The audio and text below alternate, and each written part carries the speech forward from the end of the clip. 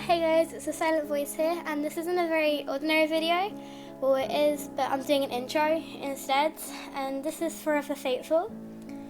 And the reason I'm doing an intro for this one is because at the end of this video, of Forever Faithful, it's kind of an unsatisfying ending. I mean, there's so many questions left unanswered. So what I'm thinking of doing is writing my own ending. I've written my own ending, and I'm thinking of reading that out. So I hope you enjoyed this story, and yeah. In all her years as the reigning princess of Equestria, Princess Celestia had never attended an event that was this sad. The residents of Ponyville had disregarded the beautiful summer day heat, donning robes and other articles of clothing that were pure black. Black tapestries had been affixed to all the buildings, including the library where the funeral was being held. As Princess Celestia expected, Twilight's 5 friends took it the hardest. The space directly in the front had been reserved for the 5 mares. Rainbow Dash's eyes were red and swollen, her face tear-streaked and her mouth set in a grim line. Applejack stared in the ground, and a quiet drip of the tears falling on the ground was the only thing breaking the silence. Fluttershy had buried her face in her hooves and was weeping quietly, with Angel at her side. For once, the rabbit's arrogant and angry expression was missing, replaced instead by one of infinite sadness. Rarity was just shaking her head, muttering to herself, It couldn't have happened. It shouldn't have. Pinkie Pie just seemed deflated. A single black balloon was tied to her tail, and it floated casually in the wind. The pink pony wasn't crying or muttering to herself. She just stared straight ahead as the procession began. 6 stallions, garbed in black and eyes downcast, bore a dark wooden casket upon their backs. The corners of the casket were stamped with a purple 6-pointed star. Spike himself was leading the procession, his head held high and tears flowing freely. Seeing Princess Celestia, he detached himself from the procession and stood next to her side.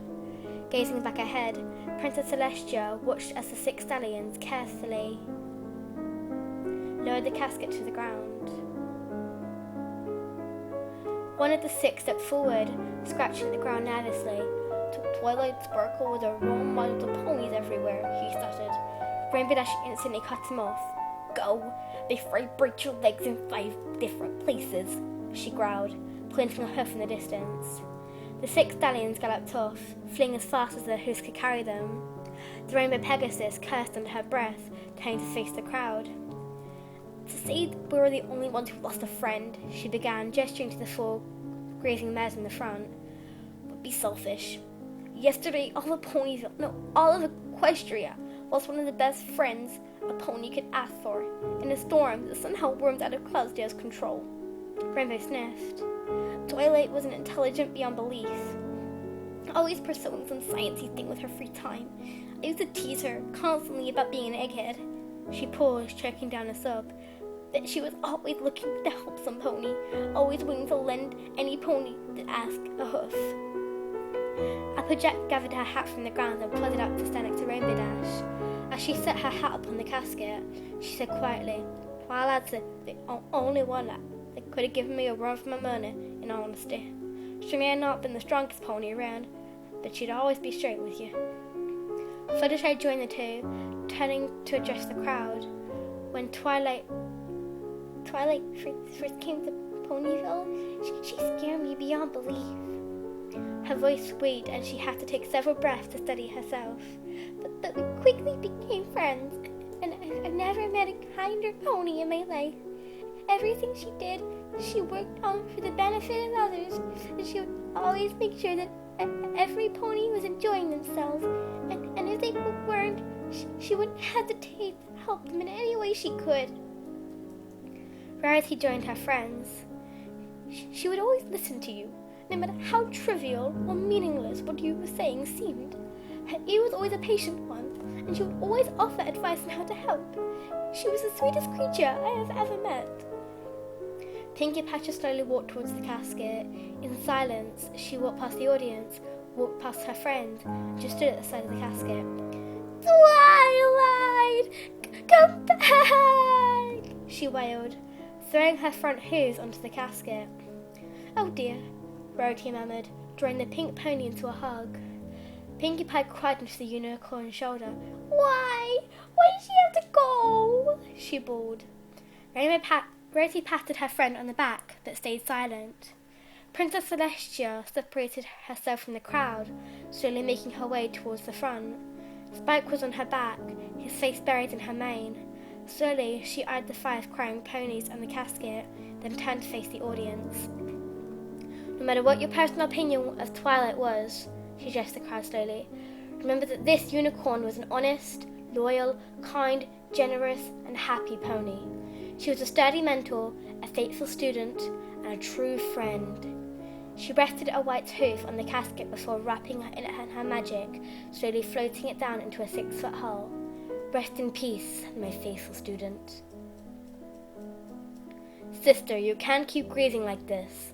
Luna prodded the large white alicorn. Why not? Celestia demanded furiously, a picture of Twilight's filly clutching her hooves. Why am I not entitled to grieve for my best student? You have a kingdom to run, Celestia, Luna said quietly. I can't do it by myself. I did it by myself for 1,000 years. Celestia snapped back. Luna winced, but her tone was still soft. I know, but I am out of practice. I need your help. The darker alicorn sat beside her sister.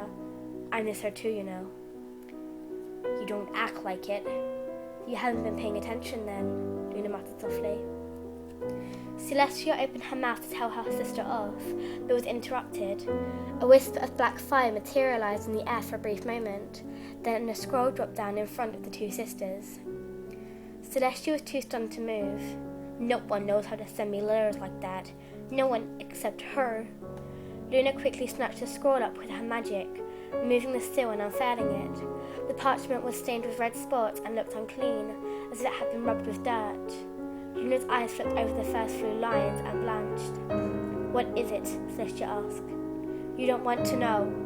Read it. No. Luna, do it. Now.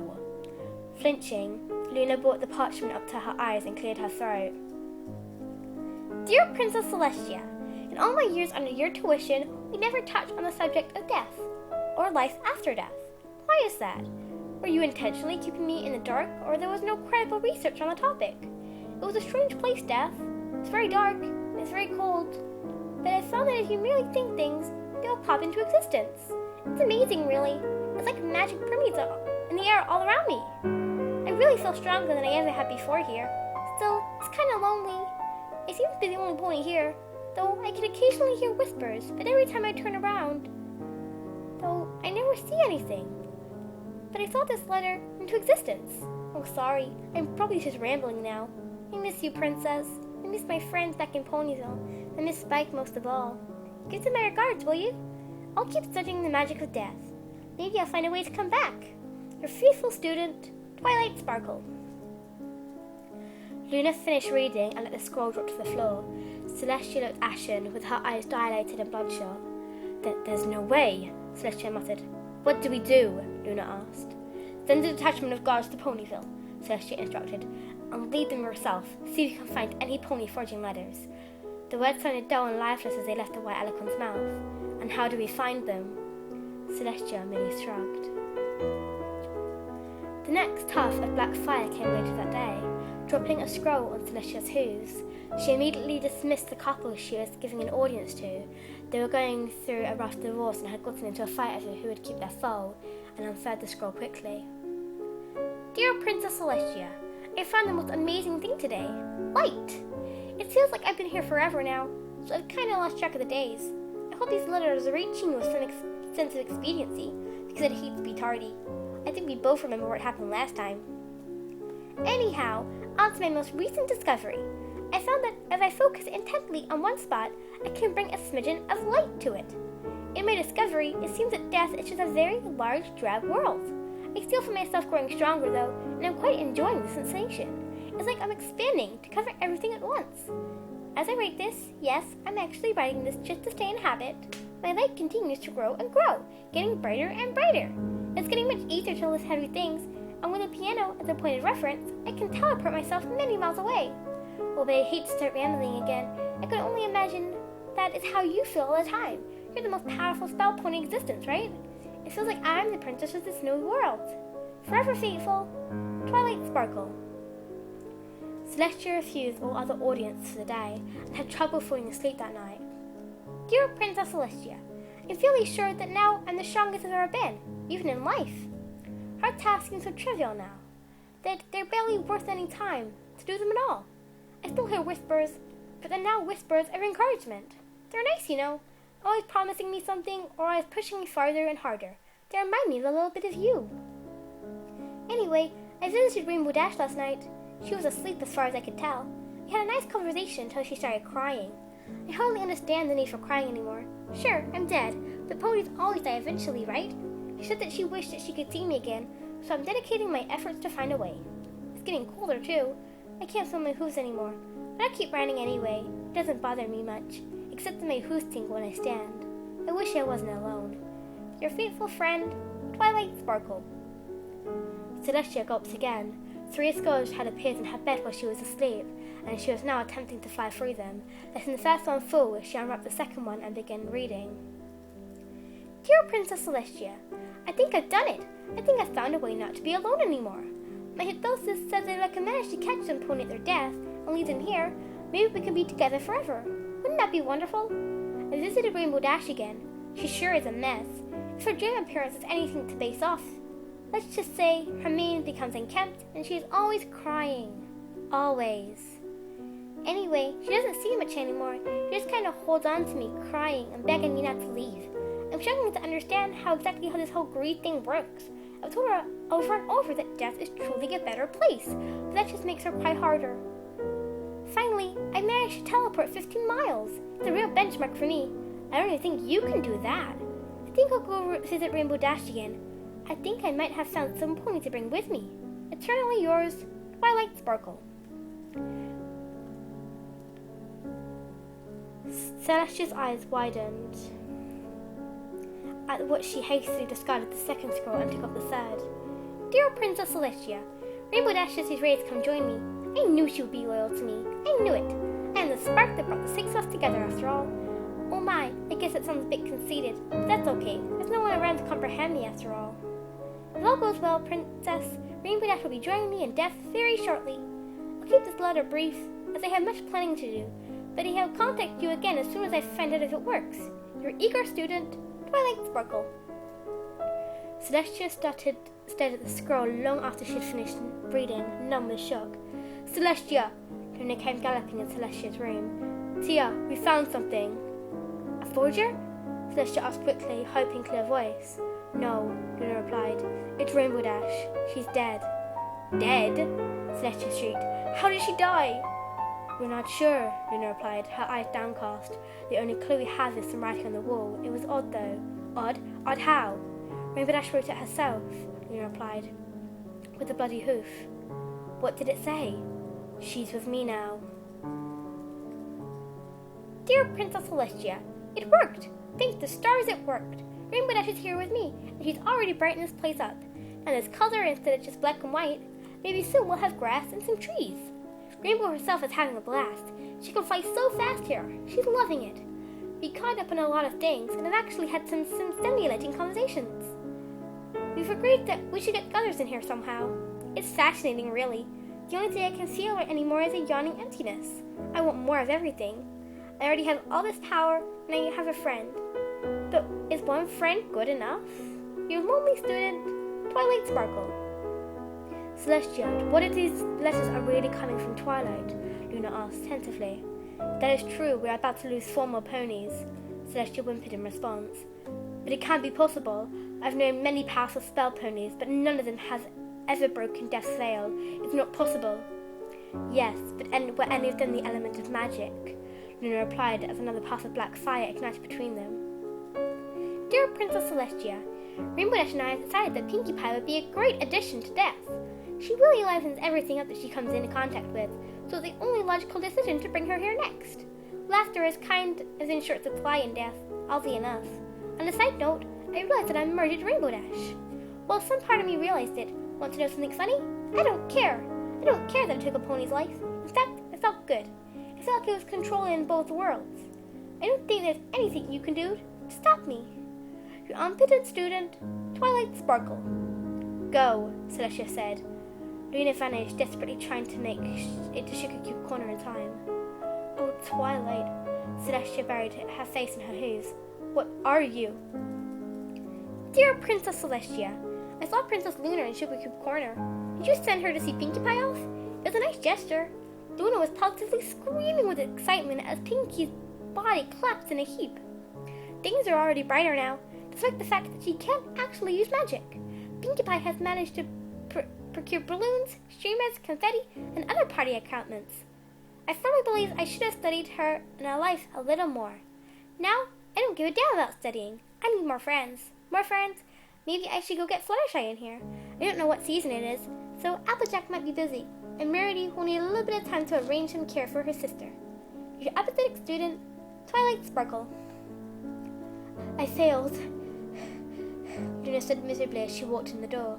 I know, Celestia said sadly. I don't think there's anything we can do now. Another scroll popped into existence. Dear Princess Celestia, Pinkie and Rainbow love the idea of Fluttershy entering death with us. I visited her earlier today, and she nearly scared the poor thing to death. Calmly, I explained what our plan was to her. She fainted, but I think she heard me. Do you know how the old saying goes? If two's company, three's a crowd. It certainly is more lively than it used to be, but still, there's an aching need for more. Rainbow Dash has it too. Eternally yours, Twilight Sparkle. Her letters keep on getting shorter and shorter, Luna observed. The day passed with no further letters from Twilight. Celestia conducted her business normally, albeit with somewhat stretched attitude. The guards were calling her apprehensive and were on alert almost all the time for any potential threats against their beloved princess. It was evening when the next letter arrived. Celestia was gazing out of her window when the scroll landed on her tail. Dear Princess Celestia, Fluttershy's with us now.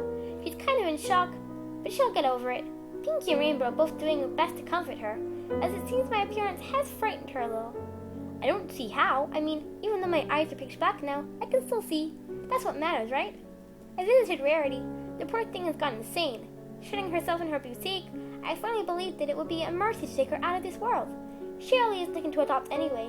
I think Sweetie Belle will be an amazing adoption candidate, don't you? She'll be joining us soon. There was no end salutation or signature.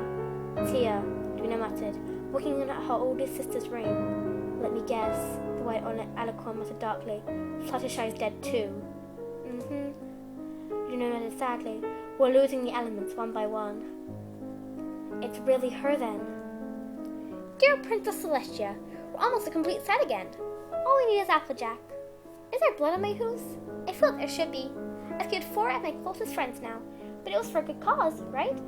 Some part of me is screaming, insisting I shouldn't feel empty, that I should stop now. I visited Applejack. I told her that we're all here in death, and that we wish she was here. She looked like she was a wreck, losing all of us in such a short time. At this point, it would be a mercy to take her with us, wouldn't it? Our wood has grown ferociously. There are trees and grass in every slight breeze. There is no sun, though, but we can all see just fine. I hope Applejack will love it here as much as the rest of us. Your faithful student, Twilight Sparkle. Princess Celestia, we're all here now. It's amazing. The girls all say hi. It's a nice feeling, though, to have all your friends here. And now, we can never die. We decided that we need more ponies, though. Congratulations, Princess. You're first on the list. Celestia couldn't breathe. The tight feeling in her stomach grew more painful every second, until she found that she could no longer breathe, and feel her heart beating. Celestia collapsed to the ground as Luna galloped into the room to find her beloved sister, dead, nothing but a pile of flesh and bones. Celestia's mane stopped flowing as it slowly turned grey. Luna whimpered. Celestia awoke in a sunless world, with a few trees and grass set in patches on the ground. She looked before her and saw Twilight staring at her with accomplished black eyes, surrounded by her 5 friends. Hello, Princess!